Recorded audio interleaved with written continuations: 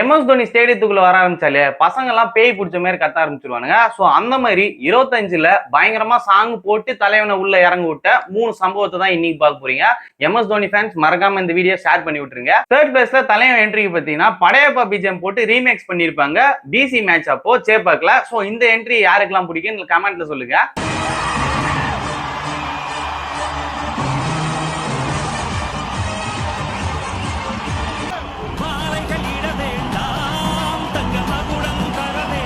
Second மும்பைக்கும் சிஎஸ்கேக்கும் match அப்போ சேப்பாக்ல தலைவனுக்கு வந்து பொட்டு வச்ச சாங் போட்டு வந்து என்ட்ரி கொடுத்துப்பாரு. கொலை மாசா இருந்துச்சு. இது பிடிச்சவங்க எல்லோ கலர் ஆட்டிங் கமெண்ட் பண்ணுங்க.